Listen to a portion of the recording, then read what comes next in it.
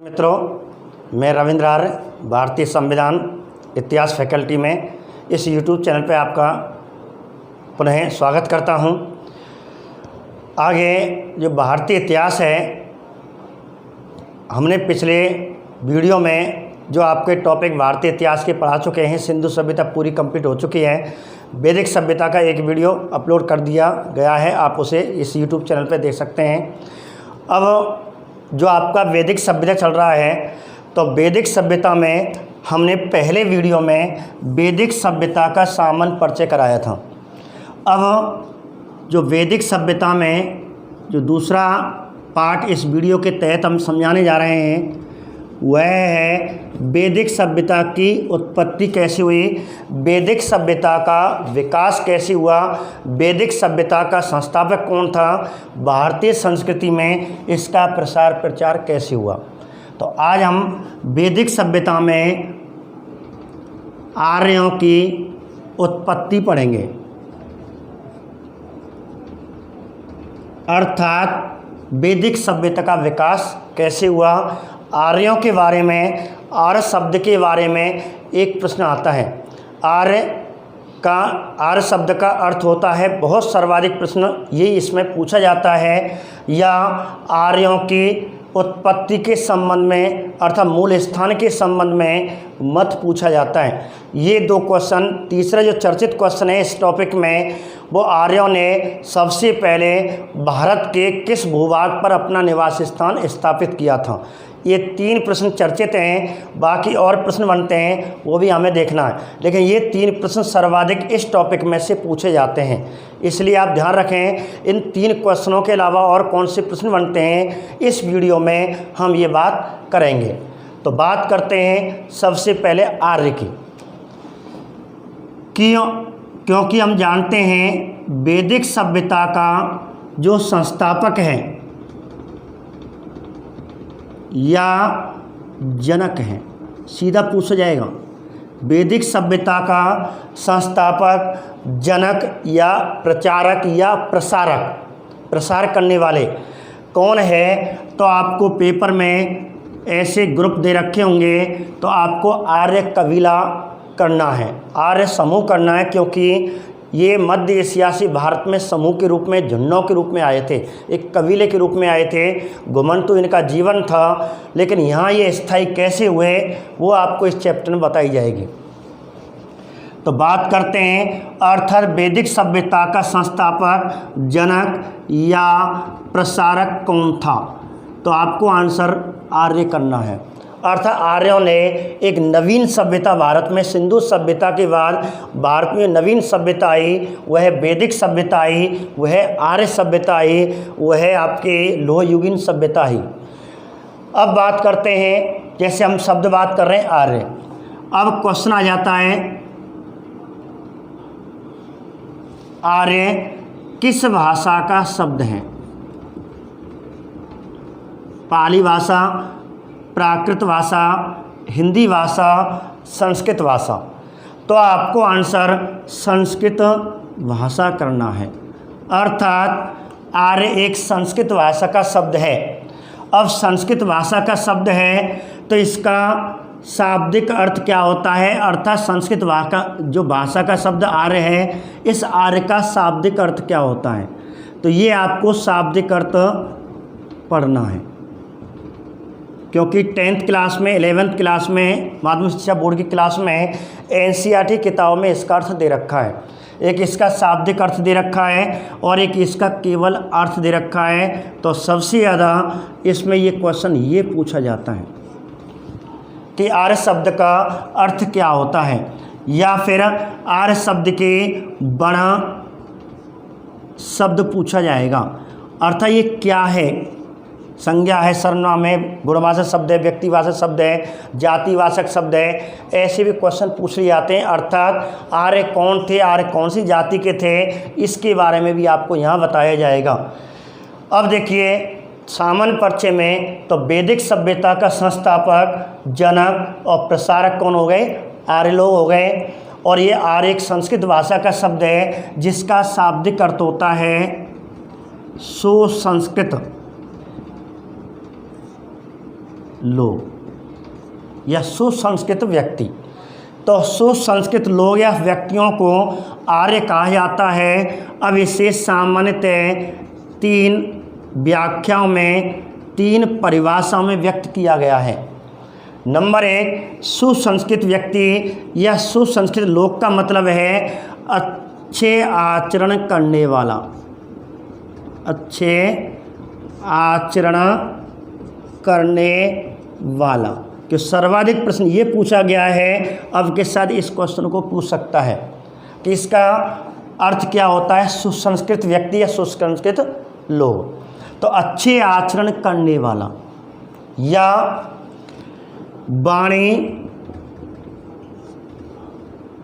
वाणी एवं व्यवहार से या वाणी एवं व्यवहार में पवित्रता रखने वाला।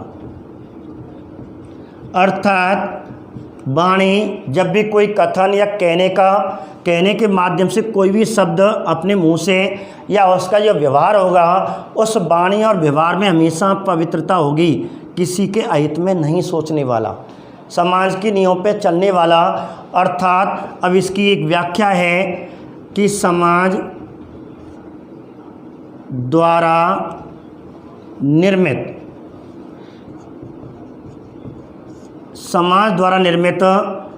नियमों का पालन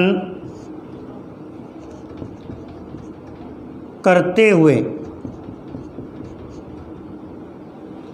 तो समाज के द्वारा जो नियम बनाए गए उनका पालन करते हुए अच्छा व्यवहार करना या अच्छा व्यवहार करने वाला आर्य कहलाता है। ठीक है, क्योंकि हमारे एनसीईआरटी राजस्थान की बुकों में, दिल्ली की बुकों में इसकी परिभाषा दे रखी है। विश्व की अनेक सभ्यताओं में एक वैदिक सभ्यता, जैसे सिंधु सभ्यता प्रसिद्ध है, ऐसी भारतीय सभ्यताओं में एक वैदिक सभ्यता प्रसिद्ध मानी जाती है। और ये आपको करना है, सुसंस्कृत लोग जो अच्छे आचरण करने वाले होते हैं, वाणी और व्यवहार में हमेशा उनकी पवित्रता होती है, किसी के अहित में नहीं सोचते, समाज के नियमों के द्वारा चलने वाले जो हमारे समाज ने नियम बनाए हैं। जैसे इसका एक आदर्श रूप हमारे मर्यादा पुरुषोत्तम श्री राम को बताया गया है। तो रामायण धारावाहिक के तहत उसमें आपको पूरे भगवान राम में समाज के नियम से चलने वाला, उसने कोई दैविक शक्ति का प्रयोग नहीं किया और समाज ने जो नियम बनाए उस नियम से वो अपने व्यवहार का पालन कर रहा है। इसलिए प्राचीन काल में जो अच्छे क्षत्रिय राजा हुआ करते थे और समाज के नियमों पर चलते थे, एक उस आदर्श व्यक्ति को आर्यपुत्र कहा जाता था। क्षत्रियों को विशेष करके आर्यपुत्र का दर्जा दिया गया क्योंकि उनके व्यवहार, वाणी और उनके आचरण में हमेशा पवित्रता हुआ करते थे। इस प्रकार वहाँ के व्यक्तियों को, एक अच्छे व्यक्तियों को आर्यपुत्र का दर्जा दिया गया। इस प्रकार कहते हैं कि वैदिक नई सभ्यता, नई संस्कृति वहाँ पे आएगी। क्यों कि सिंधु सभ्यता में क्या था और वैदिक सभ्यता में क्या हुआ, अभी हम पढ़ेंगे इसमें कैसे विचार आया, कैसे नवीन संस्कृति आई। इसलिए वैदिक सभ्यता को नवीन सभ्यता भी कहा जाता है। वैदिक सभ्यता का विकास आर्य लोगों ने किया, इसलिए इसे आर्य सभ्यता भी कहा जाता है। तो अन्य उसके उपनाम आने वाले हैं। अब बात करते हैं आगे। अब क्वेश्चन आ गया कि आर्य शब्द का अर्थ बताइए। तो आर्य शब्द का जब भी ये क्वेश्चन पूछा जाता है और ऑप्शन में आपको 4 शब्द रखे जाते हैं, तो आपको विशेष करके सर्वाधिक जो क्वेश्चन पूछा जाता है और आंसर में जो सर्वाधिक होता है वो उत्तम होता है। कि आर्य शब्द का अर्थ क्या होता है, तो आपको उत्तम करना है। यदि ऑप्शन में उत्तम ना हो तो श्रेष्ठ मिलेगा। ये 2 शब्द तो आपको याद करने हैं। यदि थोड़ा गहराई में बढ़े कि निम्न में से आर्य शब्द का अर्थ नहीं है, तो आपको 4 शब्द याद कर लो, 1 शब्द इसमें से हटा देगा। विशेष करके सर्वाधिक ये 2 शब्द पूछे जाते हैं। तीसरा शब्द भी है कुलीन, इन्हें कुलीन कहा जाता है। क्यों कहते हैं, अभी मैं आपको इनके बारे में बताऊंगा। एक शब्द और है अभिजात, इन्हें अभिजात भी कहा जाता है। क्यों कहा जाता है, उत्तम क्यों कहते हैं, श्रेष्ठ क्यों कहते हैं, कुलीन क्यों कहते हैं, अभिजात्य क्यों कहते हैं। उत्तम और श्रेष्ठ इसलिए कहते हैं कि ये संस्कृत के महान ज्ञाता थे। इन्होंने वेदों के अनेक श्लोकों का वर्णन किया, अनेक वेदों के श्लोकों की उत्पत्ति की और ईश्वर के ध्यान, ज्ञान, उपासना का तरीका उन्होंने बताया। समाज के व्यवहार के अनेक तरीके बताए, समाज में व्यक्ति को कैसे जीवन यापन करना चाहिए। एक भारतीय समाज के व्यक्ति को अपना जीवन किन किन चरणों में अपना व्यतीत करना चाहिए, ऐसे अनेक संस्कार दिए, अनेक असभ्य लोगों को सभ्य किया। इस प्रकार ये उत्तम और श्रेष्ठ माने जाते हैं। अच्छे विचार, अच्छे वाणी व्यवहार के कारण उत्तम और श्रेष्ठ माना जाता है। अब कुलीन क्यों माना जाता है? कुलीन का मतलब निम्न कार्य करने वाले। निम्न कार्य का मतलब है ये ग्रामीण जीवन व्यतीत करते थे, ये पशुओं का पालन करते थे, गोधन। कहा जाता है कि इन्होंने सबसे ज़्यादा इस समय जो मुख्य व्यवसाय माना गया वैदिक सभ्यता के समय, ऋग्वैदिक काल में, या पूरे वैदिक सभ्यता की बात करें, या फिर केवल आपको 2 क्वेश्चन पूछेगा कि वैदिक सभ्यता का मुख्य कार्य क्या था, तो आपको पशुपालन करना है। यदि ऋग्वैदिक काल का भी पूछे कि ऋग्वैदिक काल के समय मनुष्यों का मुख्य व्यवसाय क्या था, पशुपालन था। यदि उत्तर वैदिक काल में पूछे, उत्तर वैदिक काल में मनुष्यों का मुख्य व्यवसाय क्या था, तो आपको कृषि करना लिखना है। देखो 3 क्वेश्चन हो गए, बच्चे भ्रमित तो होंगे। मैं आपको 3 यहाँ एक बार व्याख्या के रूप में बता रहा हूँ। जैसे क्वेश्चन पूछे, नोट कर सकते हैं इन चीज़ों को। क्वेश्चन पूछे सिंधु सभ्यता के समय यहाँ के लोगों का मुख्य व्यवसाय क्या था। सिंधु सभ्यता के समय मुख्य व्यवसाय पूछे तो आपको व्यापार करना लिखना है। यही आंसर माना जाएगा, कृषि करना नहीं है। कृषि करना उनका गौण व्यवसाय था, दूसरा व्यवसाय था, मेन व्यवसाय उनका व्यापार करना था। कपास का उत्पादन करते थे, सूती कपड़े बेचा करते थे, अन्य सर्वाधिक व्यापार करना था। दूसरा यदि आपको क्वेश्चन पूछा जाए ऋग्वैदिक काल का, कि ऋग्वैदिक काल में व्यक्तियों का मुख्य व्यवसाय क्या था, तो ऋग्वैदिक काल का जो मुख्य व्यवसाय था वो पशुपालन था। सर्वाधिक गाय पाली जाती थी। इसमें भी कौन? गोधन, गाय, नाम मानने योग्य, ठीक है, अगण्या। अर्थात ऋग्वेद में इस गाय शब्द का 176 बार उल्लेख किया गया है। इसे सर्वाधिक पवित्र माना गया है। यदि कोई गौ हत्या कर देता है तो उसे दंड दिया जाता था, ठीक है, अनेक ब्राह्मणों को भोजन खिलाया जाता था। इस प्रकार ऋग्वैदिक काल का मुख्य व्यवसाय पशुपालन है। ऐसे ही यदि क्वेश्चन पूछे उत्तर वैदिक काल में व्यक्तियों का मुख्य व्यवसाय क्या था, फिर आपको आएगा कृषि करना। ये गलत करते हैं, टीचर गलत करा जाते हैं, ये आपको ध्यान रखना। इसमें सिंधु सभ्यता के लोगों का मुख्य व्यवसाय व्यापार करना था। ऋग्वैदिक काल में व्यक्तियों का मुख्य व्यवसाय पशुपालन करना था। उत्तर वैदिक काल में मुख्य व्यवसाय कृषि करना था। ठीक है, तो मैंने आपको नोट के रूप में इनको बताया, कन्फ्यूजन ना हो तो आपको ध्यान रखना, ये क्वेश्चन इसमें बनते हैं। तो हम बात कर रहे थे आर्यों की वैदिक सभ्यता के संस्थापकों की। अब कहा जाता है ये फिर कौन सी जाति के थे, जाति कैसे बनी, तो जाति तो अभी बनी ही नहीं थी। अब जाति बनेंगे ऋग्वैदिक काल में। अब जाति कैसे बनी, इसका उल्लेख ऋग्वेद के 10वें मंडल के पुरुष सूक्त में दे रखा है। जब हम ऋग्वेद पढ़ाएंगे, जब इसकी जाति कैसे बनी उसका उल्लेख करेंगे। अभी तो हमें सामान्य परिचय की दृष्टि से आर्यों की उत्पत्ति के बारे में, आर्य भारत में आए कैसे, मध्य एशिया से कौन से भारत के या एशिया के किस भाग से किस भाग में इन्होंने अपना व्यवस्थित किया, वहाँ से अपनी संस्कृति का प्रचार किया, मूल स्थान कौन सा बनाया, फिर वहाँ से निवास स्थान कौन सा बनाया, ये आपको इस टॉपिक में समझाया जा रहा है।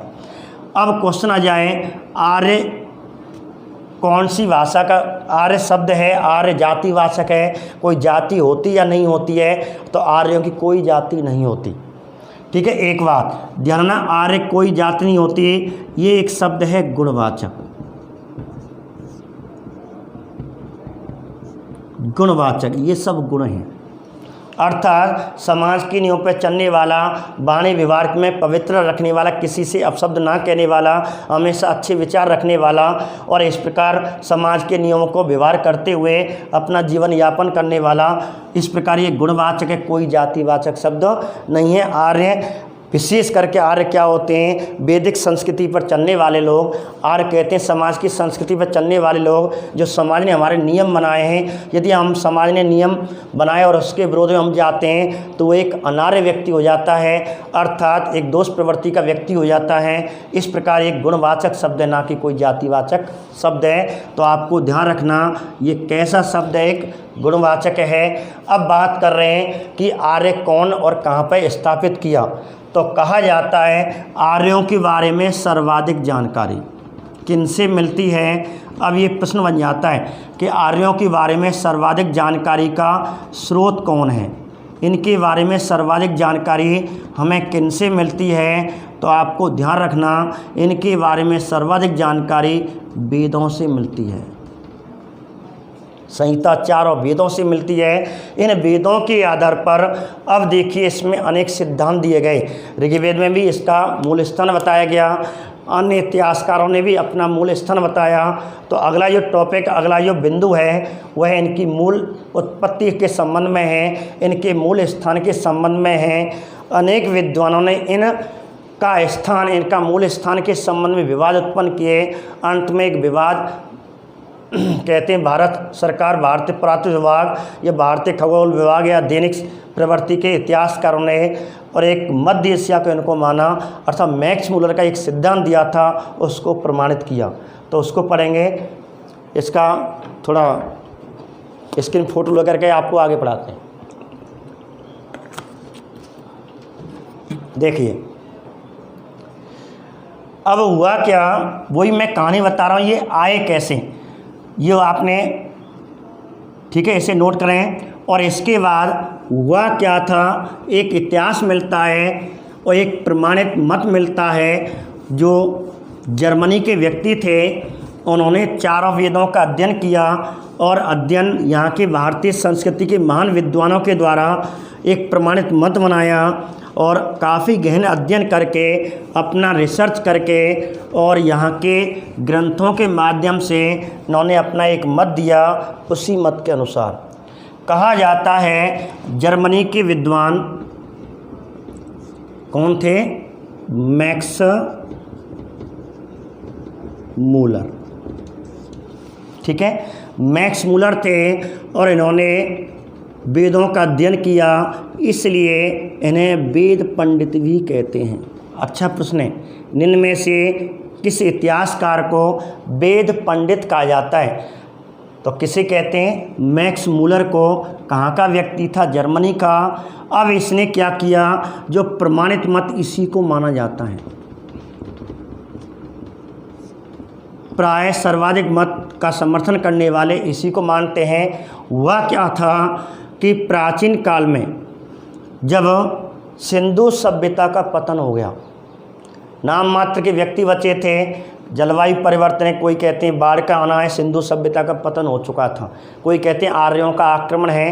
तो ऐसे अनेक, इस सिंधु सभ्यता का जैसे ही पतन हो गया तो नाम मात्र के व्यक्ति सिंधु सभ्यता या अर्थात भारतीय सभ्यता के तहत नाम मात्र के व्यक्ति रह गए थे, असभ्य हो चुके थे, उनकी आर्थिक स्थिति कमज़ोर हो चुके थे, एक असभ्य के रूप में अपना जीवन यापन व्यतीत कर रहे थे। और इस प्रकार कहा जाता है उसी समय, बात है 1500 ईसा पूर्व की। तो 1500 ईसा पूर्व में एक क्षेत्र है मध्य एशिया। तो आर्य लोग का जो मूल स्थान बताया गया है प्रमाणित मत में, मध्य एशिया बताया गया है। मध्य एशिया को इतिहासकारों ने बैक्ट्रिया क्षेत्र बताया है। बैक्ट्रिया, ठीक है, जो आल्प्स पर्वत, यूराल पर्वत, यूरेशिया, आल्प्स पर्वत के पास, कोई कहते हैं टर्की नामक स्थान, टर्की जो देश है उसमें ये बैक्ट्रिया नामक स्थान है, जिससे आल्प्स पर्वत से यूराल, यूरेशिया के नाम के बाद में कोई छोटा सा जगह थी। और वहाँ क्या होता था कि आर्य लोग रहते थे, बहुत संस्कृत के महान विद्वान थे और एक ऋषि के रूप में रहते थे, ऋषि की वेशभूषा के रूप में रहते थे और अपनी कुटिया बना करके और यहाँ रहते थे। और इस प्रकार ये समूह के रूप में रहते थे। दूसरी बात, ये संस्कृत के महान विद्वान थे, संस्कृति का प्रसार प्रचार कर रहे थे। प्राचीन भारत के इतिहास में अभिलेखों में हम पढ़ते हैं कि मध्य एशिया में सर्वाधिक संस्कृत का प्रसार प्रचार हुआ था। हमारे उत्तर भारत में अवधी भाषा थी, स्थानीय भाषा थी, लेकिन मध्य एशिया के लोग संस्कृत का सर्वाधिक प्रयोग करते थे। आराम से ये जीवन व्यतीत करते थे। अपनी संस्कृत का, वेदों का जो भी अपने तपस्या करते थे, कठोर तपस्या करके अपनी संस्कृत का प्रसार प्रचार करते थे और अपने दैनिक जीवन के लिए, अर्थात दैनिक जीवन कैसे व्यतीत करना, वस्तु विनिमय का साधन है, अपना जीवन के लिए, खाद्यान्न के लिए, अपना जीवन व्यतीत करने के लिए ये गाय का पालन करते थे, अर्थात गोधन रखते थे। इनका दो ही विशेष काम थे, गाय को पालना, अपना दैनिक जीवन की वस्तुएं खाने पीने के इनसे मिल जाते थे, और अपनी संस्कृति का, संस्कृत भाषा का प्रसार प्रचार करना। ये दो कार्य थे इनके। आप जानते हैं, ये क्वेश्चन आता है, गाय को वेदों में या ऋग्वेदिक काल, ऋग्वेद में क्या कहा गया है? तो अगन्या। और इसके लिए ऋग्वेद में 176 बार या 176 बार इसका प्रयोग किया गया है, जिसका अर्थ होता है वध ना करने योग्य या ना मारने योग्य। अर्थात इसका वध नहीं किया जा सकता, इसे नहीं मारा जा सकता, और मार देते हैं तो उसमें पाप पड़ता है, ब्राह्मणों को भोजन खाना पड़ता, अनेक यज्ञ करने पड़ते हैं, इसलिए अगन्या कहा गया है। अब देखो, बात उस समय की है, 15 ईसा पूर्व में लोग आराम से अपना जीवन व्यतीत कर रहे थे। कहाँ पे? मध्य एशिया। आराम से जीवन व्यतीत चल रहा था। अचानक क्या हुआ? अकाल पड़ गया, भयंकर अकाल पड़ा। अब भयंकर अकाल पड़ा, अकाल पड़ने के कारण कहते हैं वर्षा नहीं हुई, जलवायु में कुछ परिवर्तन हुआ और इस प्रकार चारागाह की कमी आ गई, अर्थात उनकी मवेशी, अर्थात गायों की मृत्यु होने लगी। अकाल के कारण उनकी भी अर्थव्यवस्था चौपट होने लगी, और इस प्रकार इसलिए आर्य लोग समूह के रूप में, घुमक्कड़ जीवन जैसे व्यतीत के रूप में अपनी गायों को लेकर के, अपने परिवार को लेकर के मध्य एशिया से दक्षिण एशिया की ओर, नीचे की ओर, दक्षिण की ओर चल दिए। और इस प्रकार मध्य एशिया से दक्षिण की ओर चल दिए। और हम जानते हैं दक्षिण की ओर हमारा भारत है, प्राचीन भारत की बात कर रहे हैं, प्रायद्वीप भारत। और इस प्रकार मध्य एशिया से ये दक्षिण एशिया में आए, और दक्षिण एशिया में आकर के, और आप जानते हैं एशिया, जो दक्षिण एशिया में प्राय एक नदी थी, और इस प्रकार इस नदी के किनारे आए। ये नदी सिंधु थी। अब सिंधु नदी के किनारे आए और इस प्रकार सिंधु नदी को पार किया, क्योंकि इस साइड में पूरा अकाल पड़ा था, और यहाँ आकर के इन्होंने अपना निवास स्थान बनाया।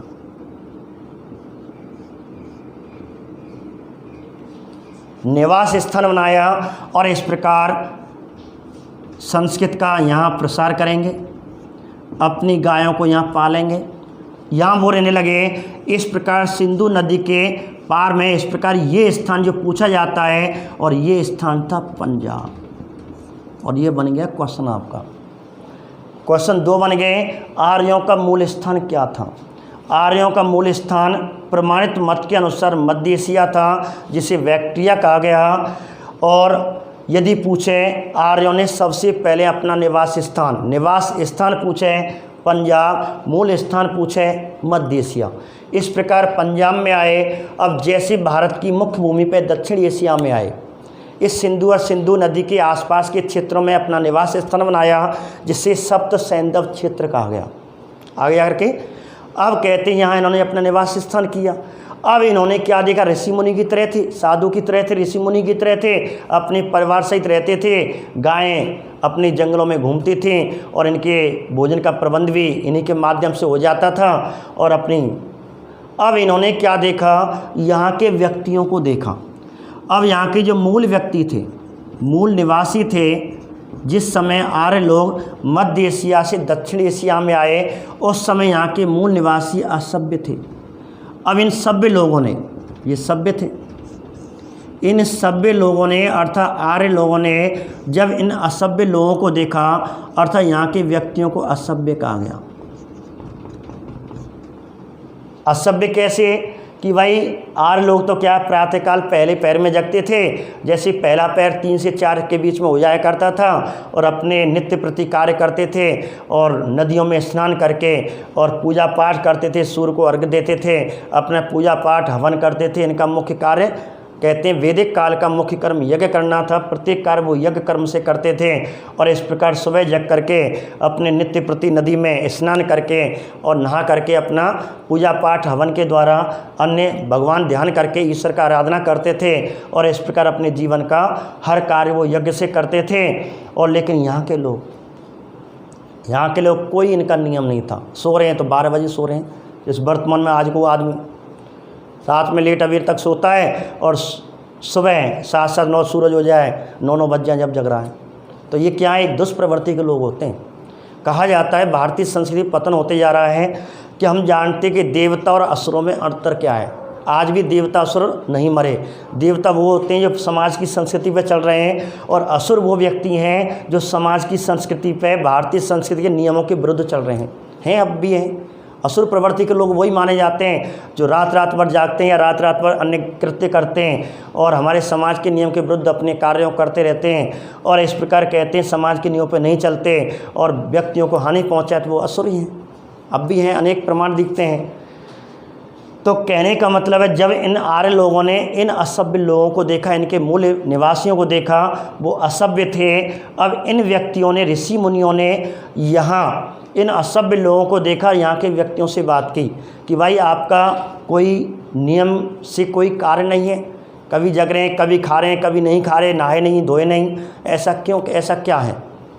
अब इस प्रकार क्योंकि सिंधु सभ्यता का पतन हो चुका था, आर्थिक स्थिति कमज़ोर हो चुके थे, इन्हें अपने जीवन का कोई प्रमाण नहीं था, इनका कोई नियम नहीं था, इनका कोई नियम तरीके से अपना जीवन यापन नहीं कर रहे थे। और इस प्रकार आर्यों के संपर्क में कौन आए, असभ्य लोग आए। इन्हें अनार्य कहा गया। इन्हें क्या कहा गया, अनार्य। यहाँ के लोग थे, अपना जीवन यापन कर रहे थे। जब आर्यों का संपर्क अनार्यों से हुआ, इन्होंने कहा कि भाई आपका जीवन तो चलो बीत गया, लेकिन आप अपने पुत्रों को इस संस्कृतवान हमारे सानिध्य में भेजें, हम इनको संस्कार बनाएंगे, इनको सभ्य बनाएंगे। इस प्रकार कहते हैं अनार्यों ने अपने पुत्रों को और आर्यों के गुरुकुल में प्रवेश करा दिया, क्योंकि ये गुरुकुल चलाते थे। अब एक प्रश्न आपको यहाँ से मिल गया, भारतीय संस्कृति या प्राचीन भारत की शिक्षा पद्धति कैसी थी। प्राचीन भारत की शिक्षा पद्धति कैसी थी। प्राचीन भारत की शिक्षा पद्धति गुरुकुल प्रणाली थी। आज स्कूल प्रणाली है। अब स्कूल प्रणाली गुरुकुल प्रणाली में आप अंतर देख रहे होंगे। स्कूल प्रणाली में देखें तो बच्चा को जैसे एडमिशन कराने जाते हैं तो सबसे पहले तो बेचारे पे 10-12 किलो को तो बस्ता टांग देंगे, आगे बोतल लटका दी, छोरा जोकर बना दियो। लेकिन इस समय ऐसा नहीं था, कोई किताबों की आवश्यकता नहीं थी। आज का बच्चा घर से जाएंगे तो जेब में 8-10 हज़ार की तो गड्डी ले जा कि एडमिशन कराना बच्चा को, ठीक है, बस टाई बेल्ट दे दिया, बच्चा पढ़ना जानता नहीं जानता, फीस भर दी। लेकिन पहले क्या था, कोई फीस नहीं ली जाती थी। अब पहले एडमिशन कैसे हुआ करता था, अर्थात अनार्य जब गुरुकुल में गए तो इनका संस्कार कराया गया, जिसे कहते हैं यज्ञोपवीत संस्कार, उपनयन संस्कार कराया गया। और इस प्रकार अपने माता पिता के सानिध्य में उनका उपनयन संस्कार कराया, उनको एक ब्राह्मण के रूप में व्यवस्थित किया, गेरुआ रूप धारण के कपड़े पहनाए और इस प्रकार उनको गुरुकुल में प्रवेश दे दिया। अब यहाँ गुरुकुल में प्रवेश दे दिया तो अनेक व्यक्ति अनार्य लोग ले लिए। अब इन आर्यों का मूल कार्य था इन अनार्यों को सभ्य बनाना। अब ऋग्वेदिक के 10वें मंडल में दे रखा है कि आर्यों ने जातियों को उत्पन्न किया, जाति बनाई थी। अब वहाँ 10वें मंडल में दे रखा है कि ब्रह्मा विष्णु के मुख से, ठीक है, ब्राह्मणों की उत्पत्ति हुई, भुजाओं से क्षत्रियों की हुई, जंगा से वैश्य की हुई, पैरों से शूद्रों की हुई। लेकिन अधिकतर प्रमाण ये मिलता है, वो तो हमारे ऋग्वेद में लिखा हुआ है। तो यहाँ क्या था, कहने का मतलब है इनको संस्कार भवन का किससे बनाया, जैसे ही यहाँ के व्यक्ति गुरुकुल में रहने लगे। अब हमारे ऋषि मुनि कुछ बच्चे, अब इनकी यहाँ जाति उत्पत्ति हो गई। कहते हैं ऋग्वेदिक काल में जातियों की उत्पत्ति का आधार क्या था? तो जातियों की उत्पत्ति का आधार कर्म था, जैसे कर्म करेगा। आज भारतीय संस्कृति में आज हम जाति हमारी कैसे बनती है? जन्म। भाई जिस घर में ब्राह्मण के घर में हम जन्म लेंगे तो ब्राह्मण हो गए, ठीक है, कि जिस जाति में हम जन्म लेंगे उस जाति के बन जाते हैं। लेकिन पहले ऐसा नहीं था। पहले किसी भी वर्ण में आप जन्म लें, लेकिन यदि उसके कर्म, उस व्यवहार के, उस कार्य के और भारतीय संस्कृति के तहत हैं तो वह व्यक्ति उसी जाति में परिवर्तित हो जाता था। जैसे मैं आपको एक उदाहरण बताऊं, गुरुकुल पद्धति चलती थी।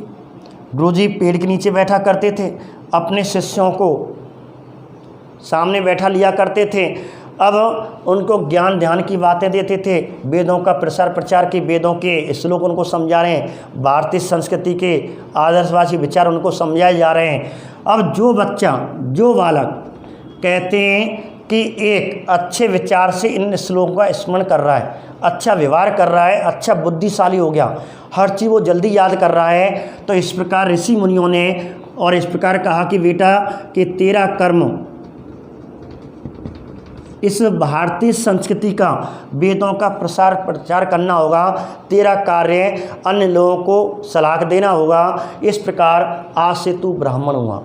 इस प्रकार अर्थात जो सर्वाधिक ज्ञान को धारण करने वाला एक पुरोहित का तुझे कार्य करना होगा। इस प्रकार आज से तू ब्राह्मण हुआ। ऐसे करके उसे पुरोहित के बारे में सर्वाधिक जानकारी दी जाती थे, वह ब्राह्मण बन जाता था।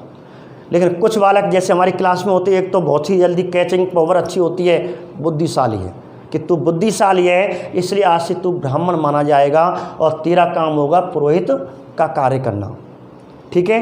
अब कुछ बच्चे क्या होते हैं कि पढ़ लेते हैं, लेकिन थोड़ा समय लगाते हैं, लेकिन याद हो जाता है, लेकिन पढ़ने में इंटरेस्ट, आनंद कम लेते हैं। लेकिन कहा जाता है कि मार धार में बहुत से एक्टिव होते हैं, गुस्सा प्रवृत्ति के लोग होते हैं, रक्षा प्रवृत्ति के लोग होते हैं।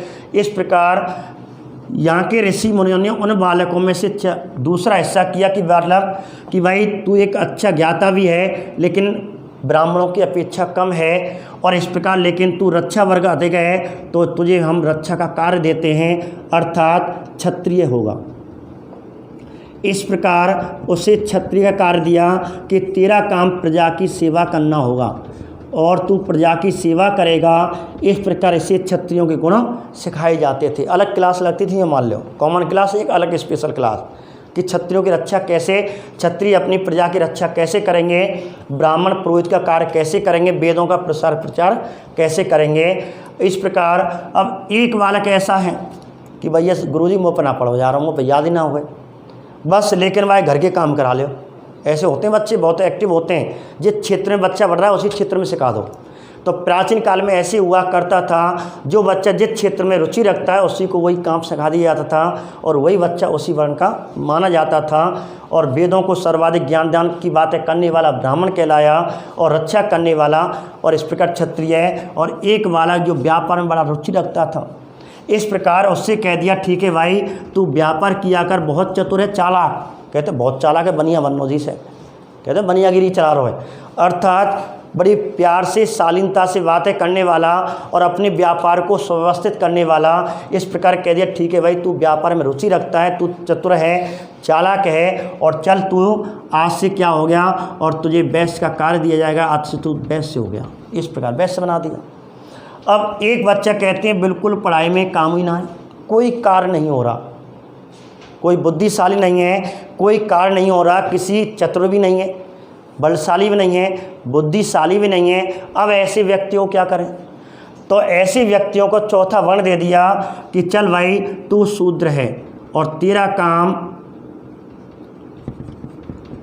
ठीक है, और तेरा जो काम होगा और वो क्या होगा, और शूद्र का जो काम दिया और वह कार्य दिया कि तेरा जो कार्य होगा उन तीनों की सेवा करना होगा।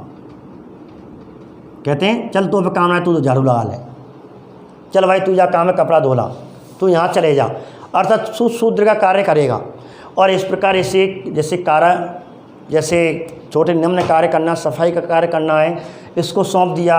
इस प्रकार तीनों की सेवा करना, तो तीनों की सेवा करने वाला शूद्र माना गया और इससे कह दिया तू पढ़ाई में रुचि नहीं लगता, तुझे गुरुकुल में प्रवेश नहीं देंगे, तू तो बस गुरुकुल के बाहर इनके कार्य करते रहे। इस प्रकार कहते हैं मुख्यतः कर्मों के आधार पर 4 जातियों की उत्पत्ति हो गई।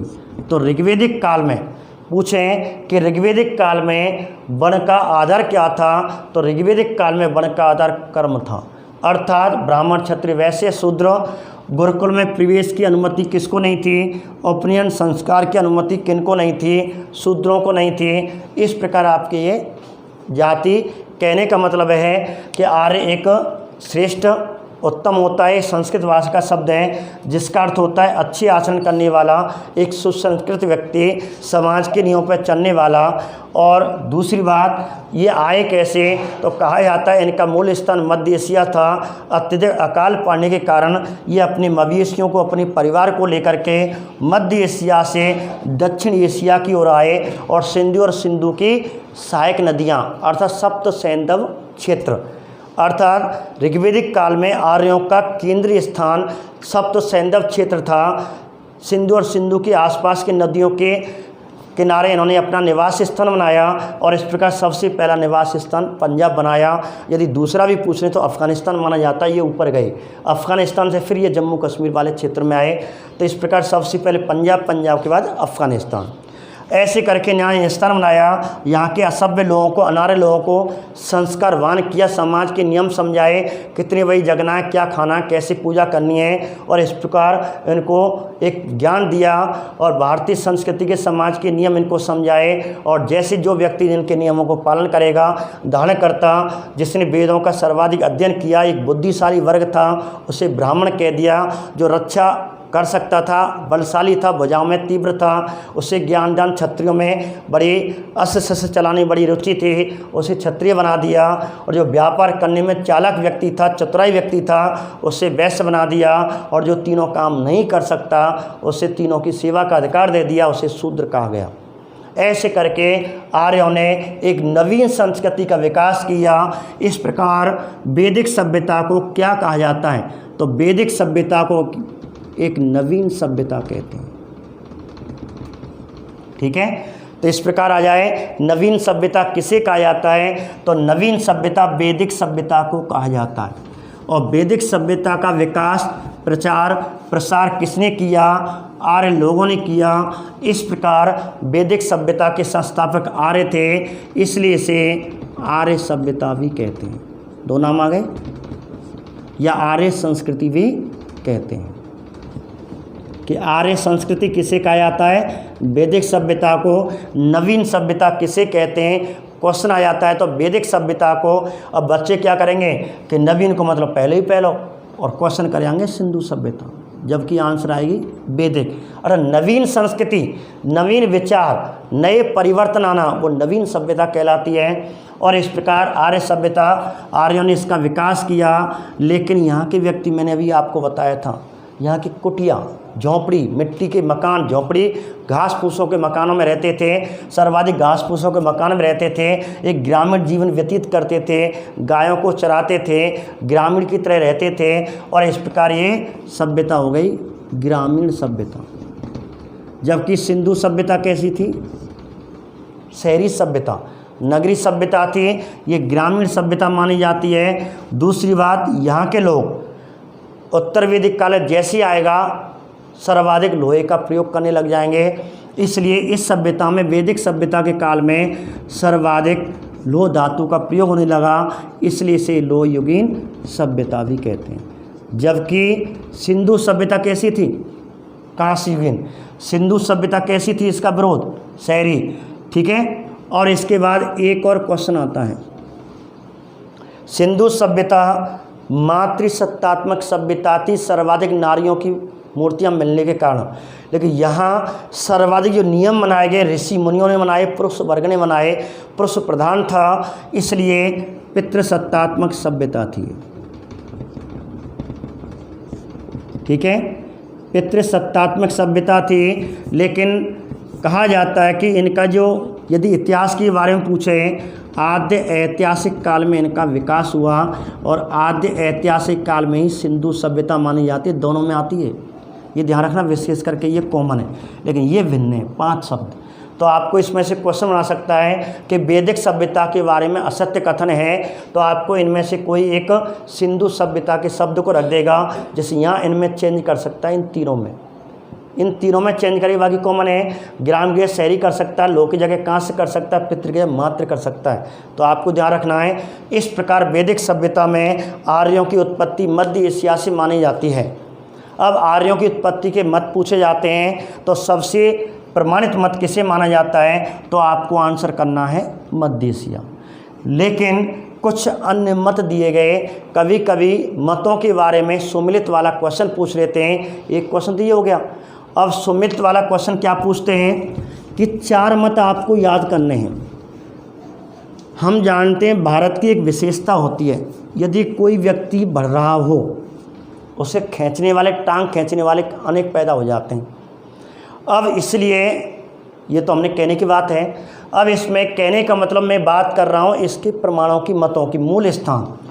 तो मूल स्थान के संबंध में मत क्या थे, तो इसके अनेक मत दिए गए। आपको केवल विशेष करके सर्वाधिक जो पूछा जाता पहला मत, लेकिन आपको इसके अलावा और 3 मत अर्थात 4 मत याद करने हैं कि सुमिलित का क्वेश्चन बन सकता है। जैसे क्वेश्चन पूछा कि आर्यों का मूल स्थान था, तो आपको याद करना है, आपको आंसर करना है मध्य एशिया। एक बात आगे क्वेश्चन पूछें, जो प्रमाणित मत है मध्य एशिया को जो प्रमाणित मत माना गया है, और प्रमाणित मत किसने दिया, अर्थात मध्य एशिया का प्रमाण किसने दिया, तो आपको आंसर करना है मैक्स मूलर। ठीक है, लेकिन एक मत और आया, अब वो मत किसने दिया, दयानंद सरस्वती ने। अब दयानंद सरस्वती जी ने क्या दिया, दयानंद सरस्वती कह रहे हैं, देखो बात वही है, मैक्स मूलर ने कहा कि आर्य लोग मध्य एशिया में रहते थे, लेकिन क्या हो गया, अकाल पड़ गया, किसकी कमी आ गई, चारागाह की। इसलिए वो अपने मवेशियों को लेकर के और कहाँ गए, दक्षिण एशिया में आ गए, सिंधु और सिंधु के आसपास अपना निवास स्थान पंजाब में बनाया, और यहाँ के असभ्य लोगों को संस्करण बनाया। यही बात ये कहता, लेकिन विवाद कर देता है मध्य एशिया नहीं। और बात तो सही कहता है कि अकाल पड़ा था, गायों के, अपने गायों को लेकर के दक्षिण एशिया की ओर आया, लेकिन यहाँ स्थान चेंज कर देता है दयानंद जी। दयानंद जी अपनी पुस्तक सत्यार्थ प्रकाश में कहते हैं, सत्यार्थ प्रकाश हिंदी भाषा में लिखी हुई है, सत्यार्थ प्रकार का रचयिता पूछा जाता है दयानंद सरस्वती जी थे। अब दयानंद सरस्वती जी कहते हैं सत्यार्थ प्रकाश में, नहीं ये मध्य एशिया के नहीं थे, ये कहते हैं ये मध्य एशिया के नहीं थे। तो आपको ध्यान रखना है, आपको क्वेश्चन पूछेगा कि दयानंद सरस्वती ने आर्यों का मूल स्थान क्या बताया है, तिब्बत। दयानंद जी कहते हैं ये तिब्बत में रहते थे, और आप जानते हैं तिब्बत इस समय वर्तमान में चीन में है, और प्राचीन काल में आज भी ये बर्फ़ों से ढका हुआ है। तो कहा जाता था शायद उस समय कुछ क्षेत्र ऐसा हरियाली क्षेत्र होगा, चारों तरफ बर्फ़ क्षेत्र था, लेकिन अत्यधिक बर्फ़ पड़ने के कारण ये तिब्बत, इनका जो मूल स्थान चारागाह था, अर्थात वो भी दब गया, और वहाँ भी गायों के लिए संकट आ गया, मवेशियों का संकट आ गया, और ये तिब्बत से चीन से अर्थात नीचे चले, और नीचे आप जानते उत्तर भारत आता है, और इस प्रकार ये दक्षिण एशिया अर्थात भारत की ओर, नीचे की ओर भारत की ओर मूल स्थान में उत्तर भारत की ओर आए, और उत्तर भारत में गंगा यमुना के क्षेत्रों में इन्होंने अपना निवास स्थान व्यवस्थित किया, और अपनी संस्कृति, संस्कृत भाषा का प्रचार, वेदों का प्रचार करना चालू किया। इस प्रकार दयानंद सरस्वती आर्यों का मूल स्थान तिब्बत को मानते हैं, एक बात। लेकिन तीसरा और पैदा हो गया, नहीं ये गलत है, आएगो फिर टांग खींची बारो। और वो कौन थे, बाल गंगाधर तिलक। और बाल गंगाधर तिलक अपने अनेक आर्किटेक्ट द आर्किट नामक ग्रंथ था, उस ग्रंथ में कहता नहीं ये तिब्बत के नहीं थे, ये मध्य एशिया के नहीं थे, ये तो उत्तरी ध्रुव के थे। अब ये इनको उत्तरी ध्रुव बताता है। उत्तरी ध्रुव का मतलब है आर्कटिक प्रदेश, ज्योग्राफी पढ़ते हम। आर्कटिक प्रदेश बर्फीला क्षेत्र है, अत्यधिक बर्फ से घिरा हुआ क्षेत्र है। अब ये कहते हैं ये तो उत्तरी ध्रुव पर रहते थे, उत्तरी ध्रुव पर रहते थे, अत्यधिक बर्फ थी, अचानक कहते वहाँ भूस्खलन हुआ, बर्फ़ का, पृथ्वी का स्खलन हुआ, और वहाँ के कहते जो स्थान कुछ क्षेत्र थे घास फूस वो भी ढक गए, और इस प्रकार भयंकर जो बर्फ़ थी पिघलने लगे या कोई घटना उसमें जलवायु का वहाँ का परिवर्तन हुआ, ये अपने मवेशियों को लेकर के उत्तर से दक्षिण की ओर दक्षिण एशिया में आए और इस प्रकार उन्होंने अपना निवास स्थान पंजाब के आसपास बनाया। अब वही बात, केवल स्थान का तर्क हो रहा है, बाकी कहानी वही है, सेम कहानी है, अपने मवेशियों को लेकर के आए लेकिन स्थान चेंज कर रहे हैं। इस प्रकार बाल गंगाधर तिलक इनका स्थान क्या बताता है, उत्तरी ध्रुव अर्थात आर्कटिक प्रदेश। अब और महत्व है, अब एक कहता है नहीं, ये सप्त, इनका मूल स्थान सप्त सैंधव क्षेत्र था। सप्त सैंधव क्षेत्र का मतलब सिंधु और सिंधु की सहायक नदियों के आसपास के क्षेत्र में ये रहते थे। ये नहीं बताता, ये तो सिंधु के आसपास का क्षेत्र बताता है। और वो कौन थे, अविनाश चंद्र दास। अविनाश चंद्र दास कहता है कि ये तो सप्त सैंधव क्षेत्र के व्यक्ति थे, इसने विवाद कर दिया। और ध्यान रखना, यदि ऋग्वेद में आवे तो ऋग्वेद में इनका मूल स्थान क्या बताया है, ऋग्वेद में इनका मूल स्थान सप्त सैंधव क्षेत्र बताया है। अब एक और आपको ब्रह्मावर्त या ब्रह्मर्षि देश। अब ये कहते नहीं, ये तो ब्रह्मावर्त देश के थे। अब ब्रह्मावर्त देश का मतलब, कहने का मतलब है कि सरस्वती या दृशद्वती, सरस्वती या दृशद्वती के किनारे ये रहते थे और यहाँ से उत्तर भारत में फैल गए, दक्षिण भारत तक पहुँचे। ये कहता कि नहीं, ये तो सिंधु के आसपास रहते थे, सिंधु से अपनी संस्कृति का, वेदों का प्रसार किया, उत्तर से होते हुए दक्षिण गए। ये कहते नहीं, ये तो सरस्वती नदी के किनारे रहते थे, यहाँ से अपनी भारतीय संस्कृति का प्रचार किया, सभ्य असभ्य लोगों को सभ्य लोग बनाए। केवल विवाद किस पे है, मूल स्थान पे, बाकी कहानी एक ही है, मवेशियों को लेकर के गए। अब ब्रह्मावर्त देश कौन कर रहा है, ब्रह्मावर्त देश गंगानाथ झा है, कोई इतिहासकार रहा है हमारा, गंगानाथ झा कह रहा नहीं, ये तो ब्रह्मावर्त देश के थे। तो ऐसे करके आपको 5 विशेष करके मत याद रखें। सर्वाधिक मत आपके जो पहले 30 इम्पोर्टेंट हैं, पहला तो इम्पोर्टेंट है ही, तीनों याद करने हैं।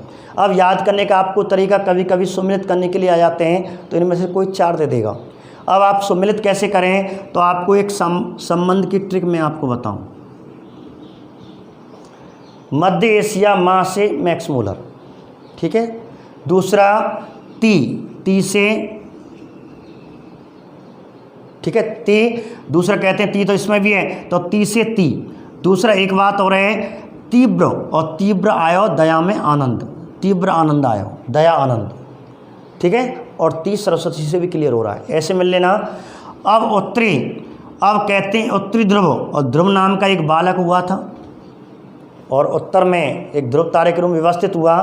तो इस प्रकार कहते हैं उत्तरी अर्थात ध्रुव एक बालक था, ध्रुव भी एक बालक था। यदि क्वेश्चन भी थोड़ा और ट्रिक बनाएं तो हम तिलक लगाते हैं ऊपर की ओर, तो ऊपर की ओर अर्थात उत्तर की ओर, दक्षिण वाला जैसे ऊपर हिस्सा नीचे हिस्सा, तो तिलक लगा रहे हैं, ये रहा तिलक, तो ऊपर की ओर तिलक लगाते हैं, उत्तर की दिशा की ओर तिलक लगाते हैं, और ध्रुव नामक बालक, ऐसे याद कर लेना।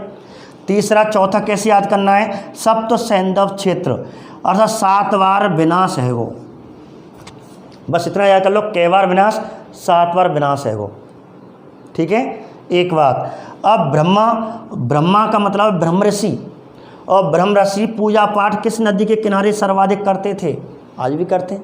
तो ऐसे ब्रह्म ऋषि ब्रह्म ने सर्वाधिक अपना जो नाथ जी को, भगवान की जो पूजा करते हैं वो गंगा नदी के किनारे करते हैं। ऐसे करके दोबारा सुने, मद माँ से मैक्स मूलर, ती से तिब्बत, या तीव्र आयो आनंद, तीव्र आयो आनंद ऐसे भी याद कर सकते हैं। या उत्तर में ऊपर की ओर हम तिलक लगाते हैं, या ध्रुव नामक एक बालक था अर्थात बाल गंगाधर तिलक, या 7 बार का भयो विनाश भयो, ठीक है। और ब्रह्मर्षि ब्रह्म या ब्रह्म के पुत्र या अर्थात ऋषि मुनि कहाँ तपस्या करते हैं? गंगा नदी के किनारे।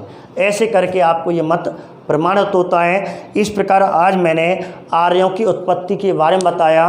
तो मात्र 2 मिनट में आपको एक रिवाइज कर रहा हूँ प्रश्नों के माध्यम से। क्या क्या प्रश्न पूछते हैं कि नंबर 1, वैदिक सभ्यता का संस्थापक किसे कहते हैं? तो वैदिक सभ्यता का संस्थापक आर्यों कहा जाता है। आर्य कौन सी भाषा का शब्द है? आर्य संस्कृत भाषा का शब्द है, जिसका अर्थ क्या होता है? श्रेष्ठ व उत्तम होता है, कुलीन होता है, अभिजात होता है, अच्छे आचरण करने वाला, अर्थात सुसंस्कृत व्यक्ति, समाज के नियमों पर चलने वाला व्यक्ति, अपनी वाणी और विचार में एक अच्छा व्यवहार रखने वाला व्यक्ति आर्य कहलाता है। आर्य एक जाति कोई नहीं होती, आर्य एक गुणवाचक शब्द होता है। और इस प्रकार ऋग्वैदिक काल में आर्यों ने जातियों का विभाजन किया कर्म के आधार पर। इस प्रकार ब्राह्मण, क्षत्रिय, वैश्य, शूद्र 4 जातियाँ हुआ करती थीं ऋग्वैदिक काल में।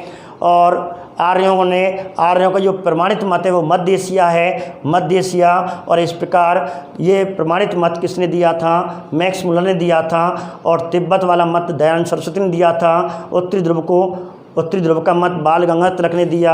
सप्त सैंधव क्षेत्र अविनाश चंद्र दास ने दिया। और ब्रह्मावर देश गंगादास ने दिया। और ऋग्वेद में आर्यों का मूल स्थान किसे बताया गया है? ऋग्वेद में आर्यों का मूल स्थान सप्त सैंधव क्षेत्र को बताया गया है और वैदिक सभ्यता के उपनाम। इस प्रकार आज की वीडियो हमारी यहीं विराम लेते हैं।